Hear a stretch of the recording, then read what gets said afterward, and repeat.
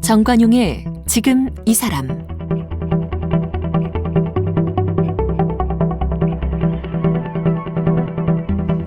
여러분 안녕하십니까? 정관용입니다. 추석기획 가족상담실, 이제 오늘 세 번째 마지막 시간입니다. 가족을 꾸리고 살아가는 사람들 얘기 들어보면 이 고민 없는 데 거의 없죠. 부부관계에서의 갈등도 그렇고 부모 자식 간의 갈등도 그렇고, 특히 자녀 교육 관련해서 자녀와 부모 사이에, 미성년 자녀와 부모 사이의 갈등 참 심각합니다. 오늘 이제 그 문제 좀 집중적으로 이야기해보죠. 국내 뇌과학 선구자이신 정신과 전문 이시영 박사님, 또 마음치유 전문가 박상미 박사님과 함께합니다.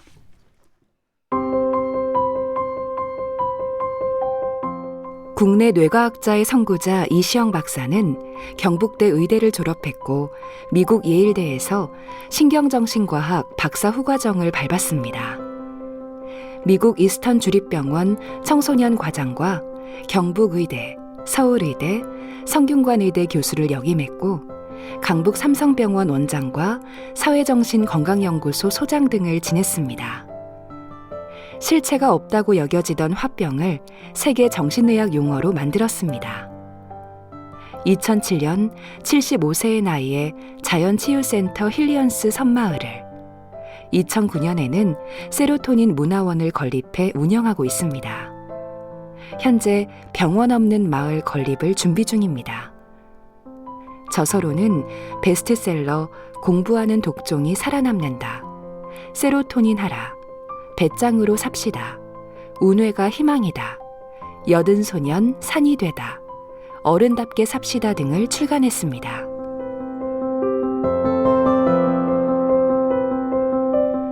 마음치유 전문가 박상미 박사는 문학비평으로 석사학위를 받은 뒤 문학치유의 뜻을 품고 심리학 공부를 시작했습니다. 심리상담 석사 후 박사과정 때 독일 학술교류처 장학생으로 선발되어 한국과 독일에서 공부했으며 문화심리학을 토대로 스토리텔링을 연구하고 한양대학교에서 박사학위를 받았습니다. 교도소 재소자들을 대상으로 마음치유 교육을 진행했으며 소년원, 소외계층을 대상으로 마음치유 학교를 열었습니다.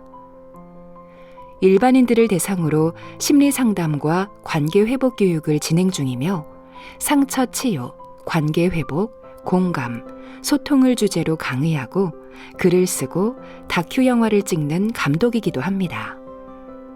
쓴 책으로는 마음아 넌 누구니, 나를 믿어주는 한 사람의 힘, 박상미의 고민사전, 마지막에는 사랑이 온다 등이 있으며 타인으로부터 나를 지키는 관계의 기술을 엮은 책, 관계에도 연습이 필요합니다를 출간했습니다. 다큐 영화 미혼모와 입양인들의 이야기 마더 마이 마더, 베이비박스의 문이 열리면, 낙태 등을 제작했고 폐광촌 할머니들과 함께 책쓰기 프로젝트 내 인생 책 한 권을 낳은 내를 이끌었습니다.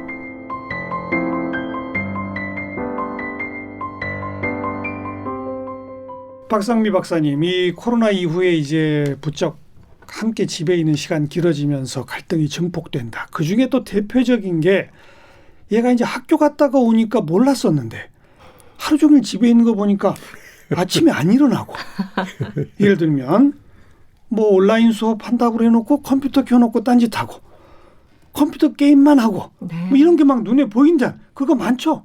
너무 많습니다. 네. 그래서 이제 일하는 엄마들은 정말 아이에 대해서 잘 모르다가 재택근무하면서 보니까 애가 이렇게 늦잠 자고, 그리고 온라인 수업은 사실 카메라 앞에서 책을 보지 않고 게임을 해도 얼마든지 그 카메라 건너편에 있는 선생님을 속일 수가 있거든요. 있죠. 소리는 수업 소리를 켜놓고 실제로는 게임을 하는 아이들도 너무 많고요. 예. 그래서 정말 부모랑 청소년 자녀의 갈등이 많이 늘어나고 상담실에 끌려오는 청소년들이 정말 많아졌습니다. 그렇죠. 네. 그래, 어떻게 상담해 주세요? 그럴 경우에. 근데 아이들의 게임 중독, 인터넷 중독이 정말 심각한 상황에 와 있어요. 친구들하고 실컷 뛰어다니면서 놀던 아이들이 그걸 못하니까 온라인 세계에 더 빠져드는 거죠. 근데 그건 부모님들이 하지 말라고 소리친다고 끊을 수 있는 문제가 아니거든요.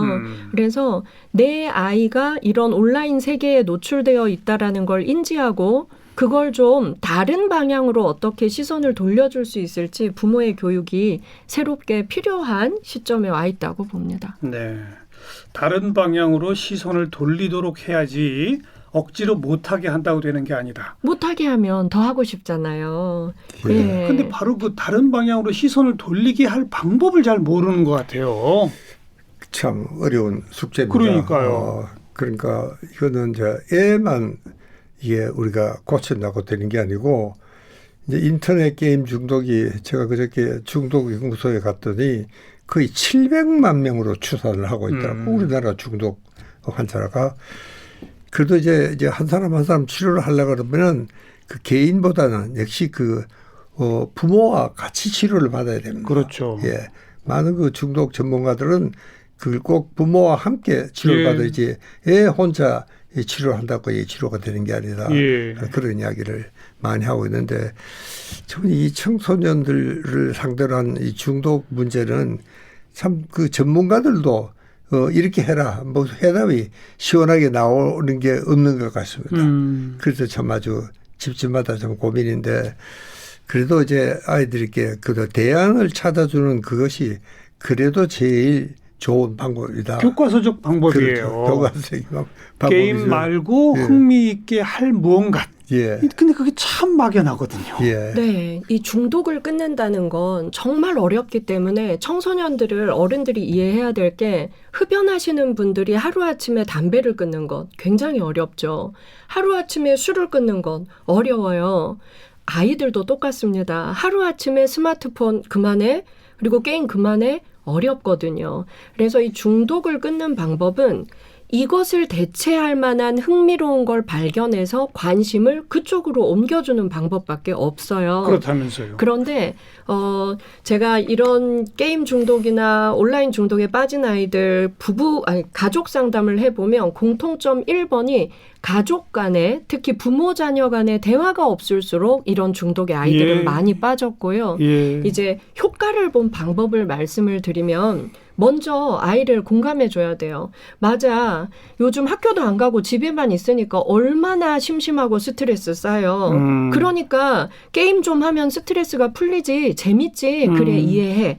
우선 공감을 해주면 애들이 좀 마음을 열어요. 그럼 저는 종이를 주고 자 1번 너 제일 재밌는 거 게임이야. 그치? 그 1번 게임 써. 그럼 애들이 써요. 그럼 좋아. 우린 이제 10번까지 할 거야. 2등은 뭐야? 3등은 뭐야? 그러니까 재밌는 걸 쓰라고 하는 거예요. 그렇죠. 재밌는 거 10등까지 해보자. 15등까지 해보자. 그러면 아이들이요. 내가 게임 말고 재밌는 게 뭐지를 생각하죠. 그러면 10번, 15번까지 애들은 써요. 예. 그래서 그 중에서 방향을 옮겨주는 겁니다. 그래서 아이들이 쓰다 보면 농구를 하고 싶어요. 농구공 하나 사주면 운동장에 가서 혼자 골대에 몇 골 넣었나 이걸 할 수도 있고요. 또 어떤 아이들은 볼링장에 가고 싶어요. 가족과 함께 갈 수 있죠. 또 어떤 아이들은 기타를 배워보고 싶어요. 예. 이런 것들이 나오더라고요. 그러면 아까 부모와 함께 상담받으셔야 한다. 그 말이 맞는 게 부모님이 옆에서 그걸 보셔야 돼요. 그렇죠. 그래서 아이가 게임 다음으로 재밌는 것 10개, 15개 중에서 부모가 함께 해주면 더 좋습니다. 그래서 최근에 가장 효과 본 아이는 3번에 농구를 썼어요. 그래서 농구공 하나만 사주면 혼자 한번 그 농구 골대에 골 넣으면서 한번 놀아보겠다. 그래서 제가 아빠가 함께 하시라 그랬어요. 그래서 아빠랑 함께 이제 골 넣기 시합을 하면서 너무나 관계도 좋아지고 그렇죠. 아이가 게임에서 서서히 멀어질 수 있도록 예, 그래서 재밌는 걸 10개, 15개 써보자. 정말 좋은 방법이네요. 방금 그 이야기는 저 소아 청소년 텍스트북에 좀 실어야 될 것 같습니다. 그래야죠. 참 그렇게 아주 논리적으로 그래도 가능한 방법은 네. 그 방법인 것 같습니다. 그렇죠. 정말 네. 아주 훌륭한 방법인 것 같습니다. 예. 저도 그 전문가들 얘기를 들어보면요. 제일 나쁜 방법이 이거래요. 몇 시간 공부하면 게임하게 해줄게. 아, 이거래요. 예. 맞습니다. 그러면 이게 완전히 주객이 전도돼 가지고 공부는 하는 척만 하고 하는 게임에 대한 애착과 집착과 중독성은 더 강화된대요. 맞습니다. 예. 네. 반대로 오히려 게임 몇 시간 하고 너 하고 딴 거 맘대로 해. 뭐 이렇게 하는 게 낫다고 그러더라고요. 맞습니다. 근데 지금 박상희 박사님 말씀하신 게임이 제일 좋으면 이 두 번째, 세 번째 좋은 거 생각해 보자. 네. 이걸 부모와 함께 하기. 진짜 좋은 방법이네요. 네, 예. 그래서 아이들에게 가장 효과 없는 교육이 뭐 하지 마. 이건 결코 효과가 그러니까요. 없어요. 뇌 안에 행동의 스위치의 불이 올라가다가도 그냥 내려와요. 그런데 뭐가 재밌어? 그렇죠. 방법을 완전히 바꾸는 거죠. 예. 뭐가 재밌어? 그거 할 수 있게 도와줄게. 그러면 아이들의 뇌는 계속 찾고 있었어요. 게임 말고 재밌는 거 뭐지? 예. 그렇게 찾게끔 하는 기회조차 안 주죠. 안 주죠. 하지 마. 맞아요. 말을 하느라 뭐가 재밌어 물을 시간이 없는 거죠. 네. 컴퓨터나 스마트폰에 이렇게 빠져 있는 자녀들을 고민하시는 분들 이 첫 번째 방법 이거 꼭 기억해 두시기 바랍니다. 네. 조금 더 이제 확대시켜서 이야기해 보면 특히 미성년 자녀와 부모 사이의 갈등의 핵심은 교육에 대한 가치관의 차이, 부부간에도 이것 때문에 싸우는 경우 많고 네. 이제 바로 그 근저에는 내가 이렇게 못 살았는데 내 자녀는 이렇게 살았으면 좋겠어. 자기 인생에 대한 무슨 대리 충족이랄까? 뭐 이런 거 있는 거 아닙니까? 이시영 박사님? 그렇습니다. 그런 이제 좀 한이 맺힌 사람일수록 자녀 교육에 대한 열의는 더 많죠. 집착이 강하고. 예. 또 그리고 또 자기가 성공했으면은 너도 해야 된다. 그것도 또 많고요. 그러니까 이제 우리가 확실히 아이들에 대한 기대가 이렇게 너무 큰 것은 사실입니다. 우리 가족 간에 유대 간에 아까 우리가 몇 번 지적을 했지만 실제로 이 아이들에 대한 기대가 사실은 너무 큽니다. 예. 그래도 우리 아이들이요, 세계 그 학력 검사를 해보면은 우리 한국 아이들하고 핀란드 아이들하고 공부하는 시간이 성적은 비슷한데 1, 2등에 서로가 그래서 다 도는데 공부하는 시간이 핀란드 아이들보다 우리 아이들이 2배를 더 많이 한대요. 그렇대요. 확실히 우리 아이들이 정말 공부를 많이 하는 건 사실입니다. 게임 중독도 중독이지만 예. 우리 아이들이 정말 열심히 하고 근데 그 2배나 공부했는데 성적이 엇비슷하다는 얘기는 비효율적으로 공부한다는 얘기도 있는 겁니다. 예. 효율적이지 못하는 거죠. 예, 사실은요. 근데 참 우리는 그래도 이 정부에서도 그렇고 저는 제 개인적인 경험으로는요. 제가 이 고등학교 1학년 때 전쟁이 났어요. 예. 그래서 이제 참 이 학교는 모두 이제 유엔군한테 다 내주고 우리는 이제 저 기와꾸리도 방천에 다리 밑에서도 공부하고 그랬어요. 우리 학교는 그때 이제 지금 동대구역 근처가 거의 전부 버리밭이고 기와꾸리였어요. 거기가. 네. 거기서 공부를 많이 했습니다. 주로. 정말 그때는 우리가 대포 소리를 들어가면서 공부를 한 거예요. 인민군이 낙동강까지 쳐들어왔습니다. 맞아요. 예. 그리고 동쪽으로는 포항이 뚫렸고 전선이. 그리고 영천까지 쳐들어왔고. 예. 저 남쪽으로는 정말 진해 마산도 다. 그러니까 이게 남은 것이요. 이 대구에서 부산까지 그 경부선 그 일대만 남아있는 겁니다. 예. 그래서 나는 지금 생각해도 어떻게 그런 정말 참 백서 간두에선 조국의 운명을 앞에 두고 그리고 어떻게 학교를 열었을까? 참 그게 생각해도 신기하더라고요. 예. 그러니까 우리가 어떻게 보면 아이들에게는 확실히 우리가 좀 무리스러운 부탁을 하는 것도 사실인데 우리 정부에서도 이제 그런 것이 있었기에 오늘 우리 한국이 이렇게 발전을 하니까 우리가 지금 세계 10위라고 그럽니다. 예. 그러니까 우리의 그 교육열은 정말 자랑해야 되는데 그렇습니다. 예. 그중에 이제 몇 가지 문제가 있는 거죠. 그런 거 아니겠습니까? 맞습니다. 그 아까 핀란드 얘기가 나왔는데요. 한국 아이들은 2배로 공부해서 걔들과 비슷해요. 그게 비효율적으로 그렇죠. 공부한다. 정말 옳은 말씀인데요. 한국 아이들의 우울증도 OECD 국가 1위입니다. 맞아요. 예. 그래서 이 아이들이 과연 행복한가? 몇 년 전에 아주 유명한 외고에서 늘 전교 2등 하던 아이가 마침내 전교 1등한 날, 그 집에서 그날 밤에 어떤 일이 벌어졌을까요? 잔치가 벌어졌을까요? 그 아이가 그날 밤에 자기 방에서 자살했거든요. 예. 엄마 앞으로 남긴 편지에는 딱 4글자가 쓰여 있었습니다. 이제 됐어? 이 아이는 자기의 꿈을 위해 공부한 게 아니라 엄마의 꿈을 위해 공부한 거죠. 그렇죠. 이 엄마는 늘 전교 2등한 그 아이에게 칭찬을 한 게 아니라 왜 맨날 2등밖에 못해? 라고 했을 것 같아요. 그렇죠. 그래서 1등한 날 기뻤던 게 아니라 엄마의 꿈을 이뤄줬으니까 나 이제 너무 힘들어서 그만할래. 이제 됐어. 라고 아이는 호소했던 게 아닐까. 그래서 자녀를 내 인생의 성적표라고 생각하는 부모들의 마음이 변해야 합니다. 그리고 아이들은 야단칠 때 공부 열심히 하는 게 아니라 아이들의 뇌는요. 많이 웃고 행복할 때 암기력도 높아지고 집중력도 높아지고 그렇죠. 공부에 의욕이 생겼거든요. 예. 그래서 내 아이가 정말 공부 잘하고 행복하게 즐겁게 공부해서 성적 오르길 원한다면 함께 대화 많이 하면서 많이 웃어야 해요. 예. 근데 그런 집이 참 드문 것 같습니다. 네. 그래요. 저는 우리 아이들이 참 행복하고 그러면 참 얼마나 좋겠어요. 그러나 공부하면서 행복한 아이들은 그렇게 없습니다. 사실은요. 그 몇몇 이 수재들이 있죠. 예? 반에서도 보면은 저에서 만나 놀면서도 뭐 저거 1, 2등 하는 그런 아이들이 있지 않습니까? 이제 그런 아이들은 이제 별 문제고. 그러나 대부분의 99%는 공부가 행복하지가 않습니다. 사실은요. 싫은 걸 억지로 하는 거예요. 예. 시험 때문에 겨우겨우. 예. 그게 이제 그런 것을 너무 우리 아이들에게 행복 타령을 저는 해서는 안 된다고 생각합니다. 그 정도는 뭐 해야 돼. 그런 게 때로는 필요하다고 저는 생각을 예. 합니다.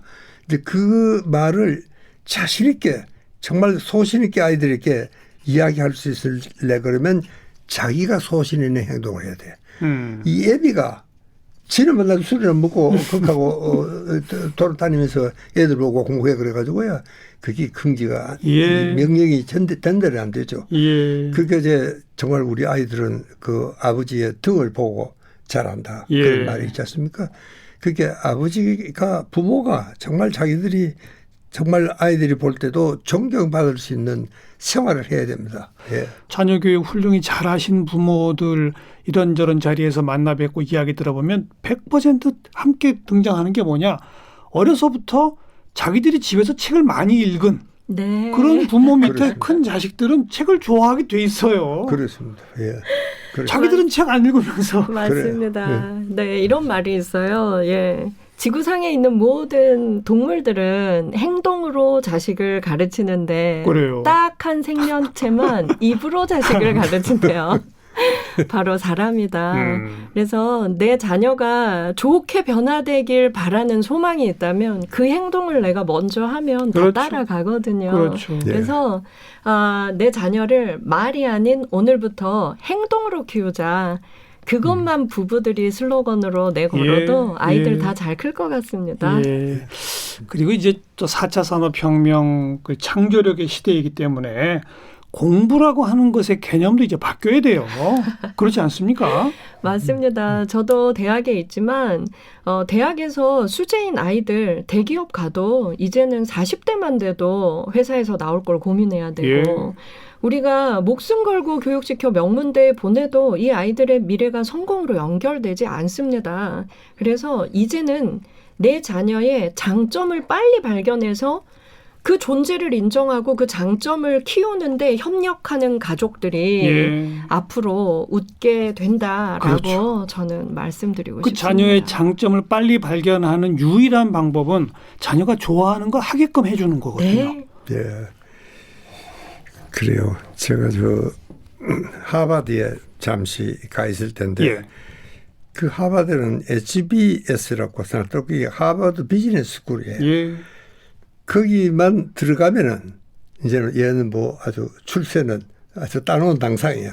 전 세계에서 아이들을 잡아가려고 스카우트 손들이 뻗치고 있는데 제가 도대체 뭐 이 아이들은 뭐 어떤 아이들이길래 도대체 그런가. 제가 한번 가봤어요. 예. 그랬더니요. 거기 아이들은요. 나는 그 뜰을 다닐 때 걸어 다니는 아이를 못 봤어요. 종종걸음이야. 항상. 그리고 저 커피도 앉아서 커피 마시는 사람 못 봤고요. 커피 스탠드에 가서 한 잔 빼가지고 서서 이렇게 마시고 회의할 때도 보면 서서 해요. 서서 그냥 몇 마디 하고 또 헤어지기도 하고. 자, 저놈들이 저러니까 온 세계 사람들이 쟤들을 탐을 내는구나. 그렇게 우리도 어떻게 보면은 좀 아이들에게 좀 이거는 과하다 싶을 정도로의 좀 요구를 할 때도 있는데 저는 그런 것도 필요하다고 저는 생각합니다. 한편에서는 그런 규율도 필요하다. 그렇습니다. 뭐 맞는 말씀이죠. 예. 그렇죠. 네.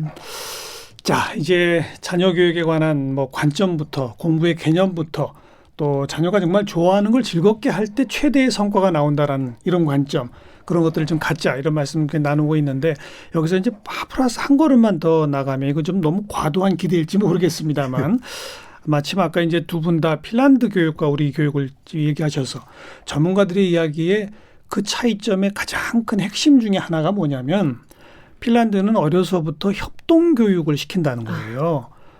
팀을 이루어서 그 팀에 뒤처지는 아이가 마지막 어떤 도달점까지 패스를 해야 함께 패스할 수 있도록 이런 교육을 시키는데 우리는 그저 남을 짓밟고 혼자 1등하는 경쟁 교육 위주로 시킨다는 협동 교육과 경쟁 교육의 차이를 교육 전문가들이 강조하면서 핀란드와 우리를 비교하거든요. 그러니까 우리가 핀란드 학생들보다 2배나 공부한다는 얘기는 그 경쟁의 스트레스에 쌓여 있는 상태로 자기가 즐거워서 하는 공부가 아니라 억지로 공부하면서 어거지로 성적을 낸다는 건데 핀란드 아이들은 서로 협조해가면서 서로 도와가면서 잘하는 아이는 좀 못하는 아이를 가르치면서 스스로 더 커가고 또 못하는 아이는 잘하는 아이와 협동하면서 자기 능력을 키우고 이 속에서 어찌 보면 또 즐겁게 마음 내켜서 공부한다 이런 차이가 있거든요.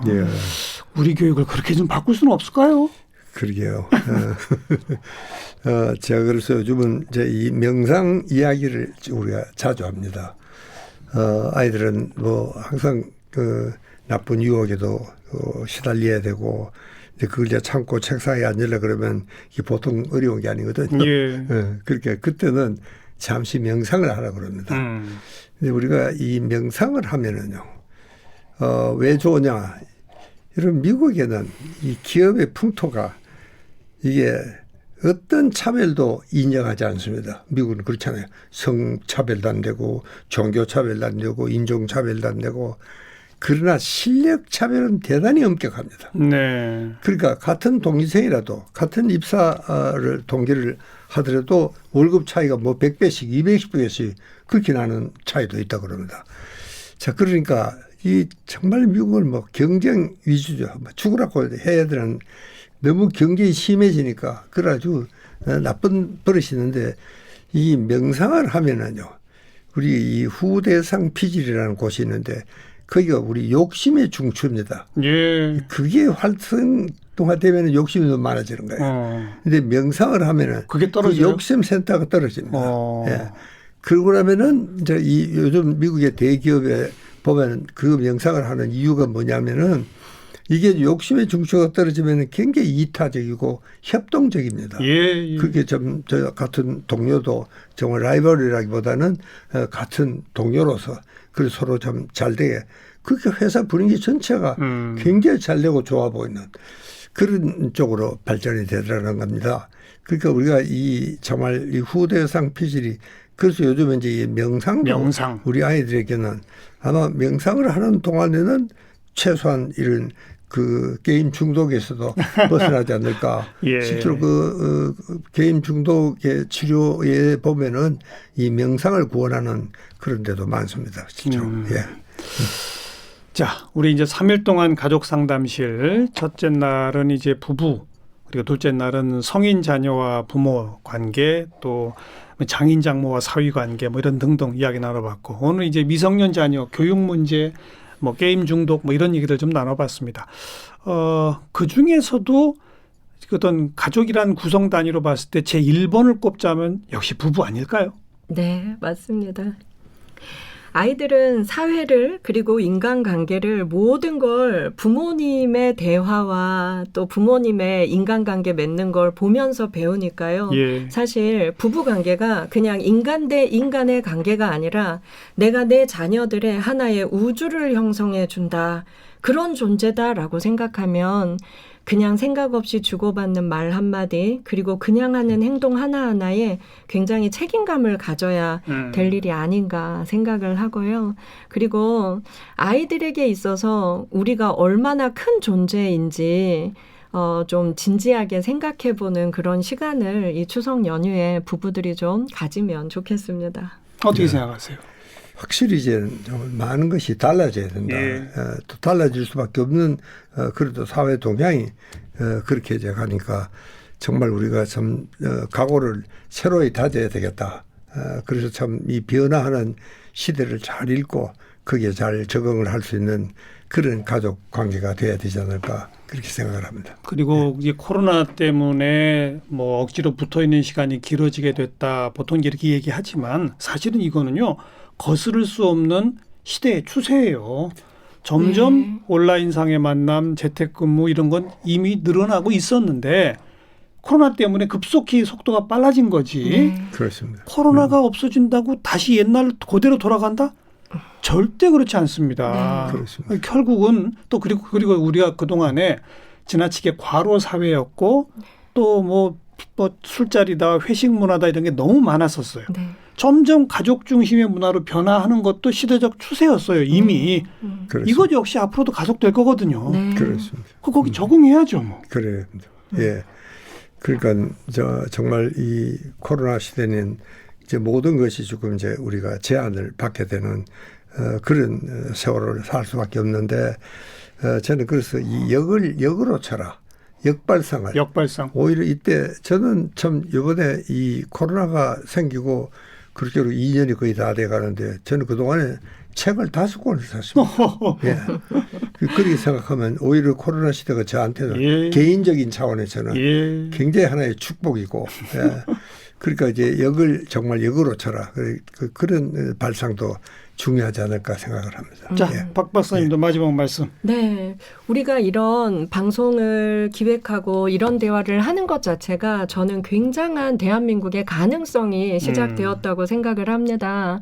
갈등이 드러남으로 인해서 우리는 소통에 관심을 갖게 되었고 또 이제 나이 든 세대와 젊은 세대들이 어떻게 하면 소통할 수 있을지 고민하기 시작했습니다. 예. 그래서 오늘부터 하나씩 실천하시면 좋겠습니다. 이시영 박상미 박사와 함께한 추석 가족 상담실 오늘 그 마지막 시간 마무리 짓겠습니다. 두 분 박사님 고맙습니다. 감사합니다. 예.